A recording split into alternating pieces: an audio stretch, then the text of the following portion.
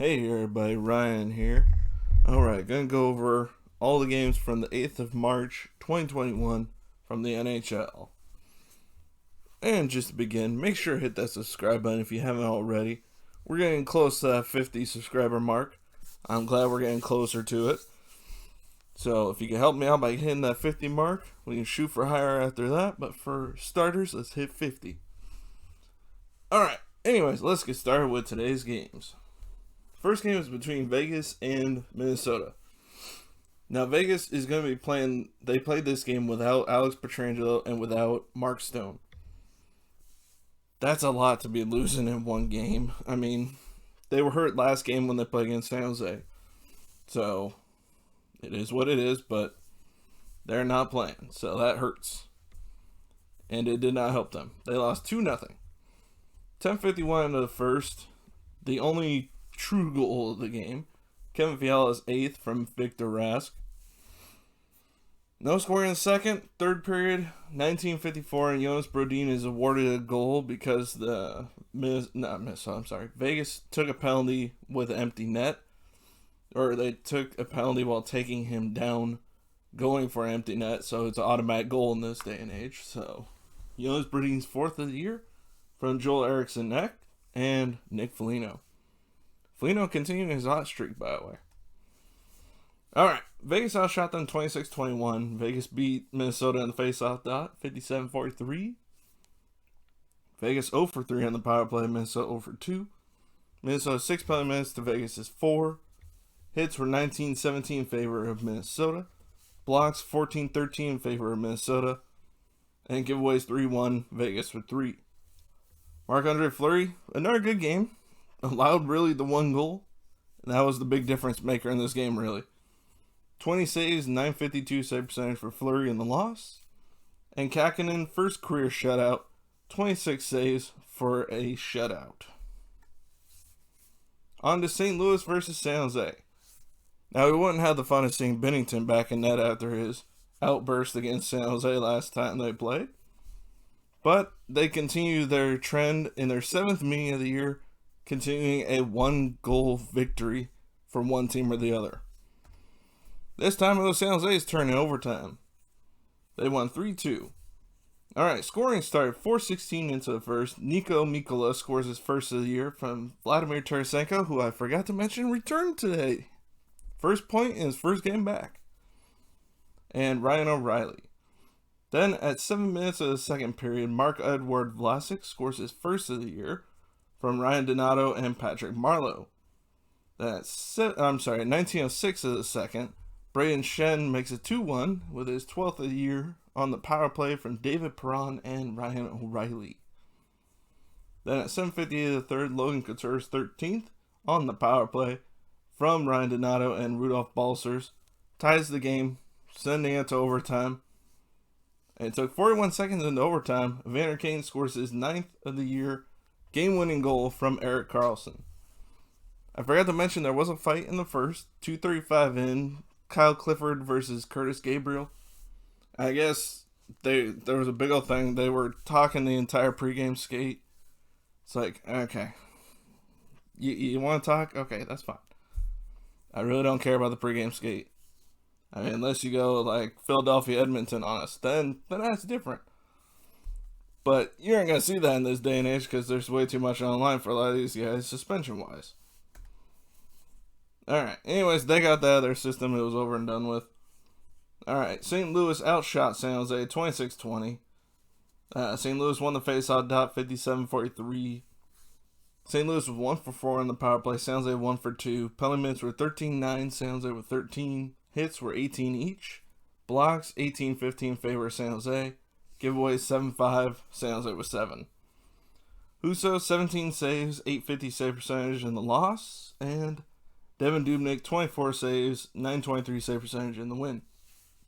Honestly, I think Dubnyk is truly San Jose's starter at this point. I think they turn to him more often than Jones at this point, and rightfully so. Alright, on to Ottawa versus Edmonton. Edmonton has dominated this series between these two so far. So, let's see if there's any change to that. Nope. I mean, it wasn't a horrible score by any stretch like some of the other ones have been, but still a loss. All right, a minute 43, 56 seconds into the game, Evgeny Dedanov's 8th from Tomas Chabot and Nikita Zaitsev. Minute 43 in, Jujhar Kharia and Eric Gudbranson get into a fight after Kharia takes a 2-minute tripping penalty. Must have been a really dirty trip, I guess? I don't know. Seems odd after a tripping penalty. You usually don't instigate a fight like Gudbranson did, because he got instigator and a misconduct. Seems kind of weird. I mean, I saw the fight, but I didn't see the before the fight, so I'm not sure exactly what it was about, really, but it happened. And Gudbranson, honestly, I think won that fight. Not just because Kharia had a cut on his nose. I think that had more to do with him punching his helmet and his visor cutting his nose, but I think Gudbranson still got the better of the fight. Alright, anyways, 7:03 into the first. Kyler Yamamoto ties it, his 7th of the year from Darnell Nurse and Connor McDavid. At 6:03 of the second, Alex Chason's 5th on the power play from Connor McDavid and Mikko Koskinen. That's a goalie point right there, and a multi-point. That's his 2nd point of the year. Then at 14:41 of the second, Leon Draisaitl makes it 3-1 with his 11th of the year from Kyle Turris and Tyson Barrie. At 17:57 of the second, Tim Stützle's 6th of the year from Thomas Chabot and Colin White, making it 3-2. That's your final because there's no score in the third. Edmonton outshot Ottawa 37-28. They beat them in the faceoff dot 60-40 as well. Ottawa was 0 for 2 on the power play. Edmonton 1 for 3. 5 minutes were 23-11. Ottawa with 23. Hits were 25-21 in favor of Ottawa.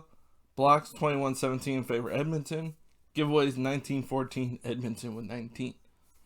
Dagger started this game for Ottawa. 34 saves, 919 save percentage. Pretty good game.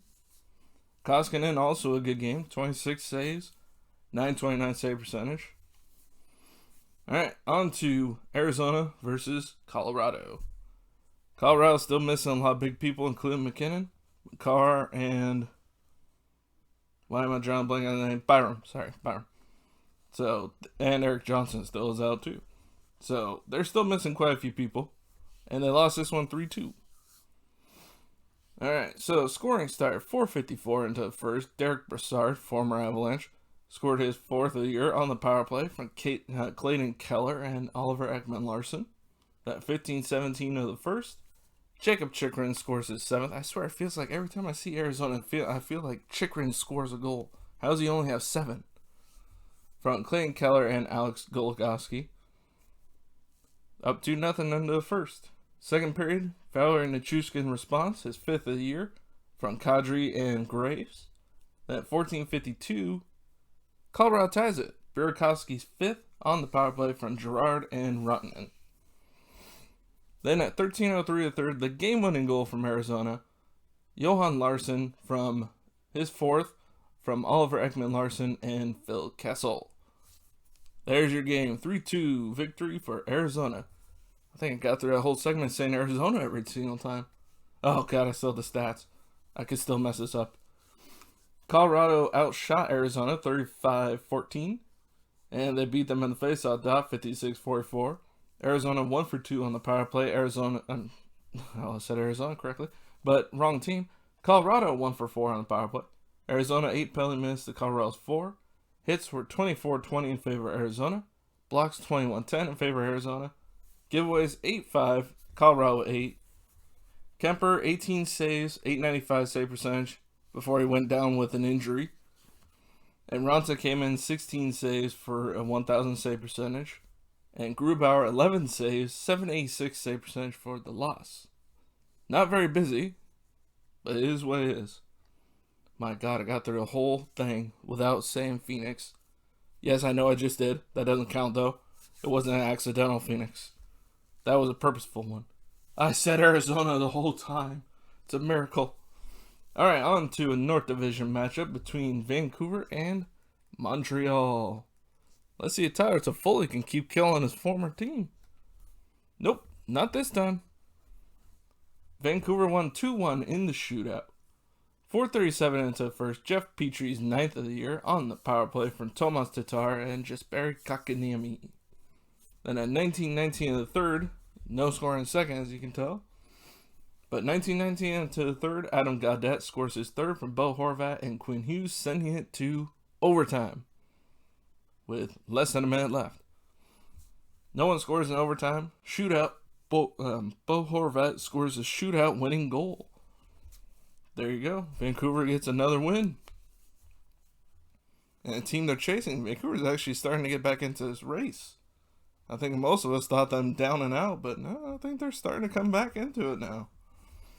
Montreal outshot them 30-29. Vancouver won the faceoff dot though, 58-42. Montreal 1 for 2 on the power play. Vancouver 0 for 3. Put them in 6-4. Montreal was 6. Hits were 24-17, Montreal's favor. Blocks 22-10 in favor of Vancouver. Giveaways 11-2, Vancouver with 11. Carey Price, 28 saves, 966 save percentage for the loss. Pretty dang good game, and he still lost. Demko, 29 saves, 967 save percentage for the win. Great game, too. I mean, it's not the goalie's fault in this game. On to LA versus Anaheim. A fun rivalry. But there will be no fights. But Anaheim will win 6-5 in overtime. Wow, 2 wins in a row. It's a miracle. Anyway, scoring started 2:45 into the first. Kevin Shattenkirk second from Isaac Lundestrom. Lundestrom was going with the more goals than assists until this game. Well, still has more goals than assists. 5 goals to 1 assist now. Shattenkirk 2 goals in the year. 2 straight games he has a goal now. 9:45 into the first, LA responds. Adrian Kempe 7th from Blake Lizotte and Trevor Moore. At 16:46 into the first, Ricard Raquel continues his hot streak. 5th goal of the year from Max Comtois and Ryan Getzlaf. At 1:01 of the second period, Dustin Brown's 13th from Andrzej Kopitar and Carl Grundstrom to make it 2-2. At 8:30 into the second, Ben Hutton scores his first of the year, first as a Duck, and first against his team that he played for last year. And that was from Max Comtois and Ricard Raquel, making it 3-2. At 14:04 into the second, Jakob Silverberg scores his 6th shorthanded from Adam Henrique and Jakob Larson. And that makes it 4-2 at that point. At 16:28 into the second, Adrian Kempe's 8th on the power play from Andrzej Kopitar and Drew Doughty. I forgot to put it down, but Dustin Brown's goal there, 101, was a power play goal. Then Anaheim responds again at 18:15, making it 5-3 at that point. Ricard Raquel's 6th from Max Comtois. That minute 18 into the third, Andreas Athanasiou scores his 5th. Then in between that and the next goal, there was a disallowed goal. Dustin Brown took out John Gibson's leg while pretending to be pushed down by a Ducks defender. So they disallowed the goal, and he was laughing about it afterwards, so you knew he knew. But yeah, they disallowed it pretty quickly. Then at 17:20 in the third, it didn't matter because Adrian Kempe gets his 9th of the year, completing the hat trick, by the way, from Drew Doughty and Matt Roy. I did find out that is how you say it is, Roy. Then 3 minutes into overtime, Adam Henrique's 6th of the year from Trevor Zegras and Kevin Shattenkirk. There's your game. Beautiful pass from Zegras, by the way. But not hard to do when it's 3-on-3. But still, he shot it. He passed it right between Drew Doughty's stick and body while diving to block it and got it to Henrique, who just angled it in. There you go. Now there's a lot of multi-pointers in this game. Kevin Shattenkirk had a goal and assist. Ricard Raquel had 2 goals and an assist. Max Comtois, 3 assists. Adam Henrique, a goal and an assist. And that's all your multi-pointers for Anaheim. Adrian Kempe had a hat trick.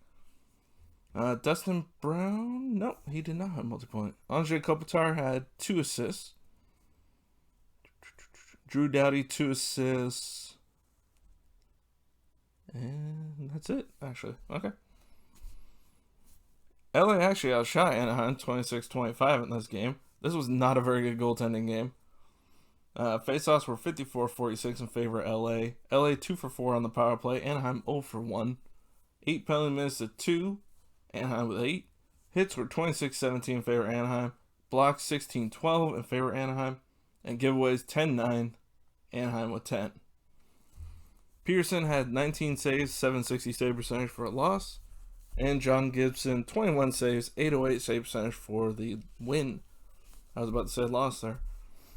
And Anaheim lost 2 players in this game. Josh Manson, who was his 3rd game since returning from 6 weeks off with an oblique injury, left the game early.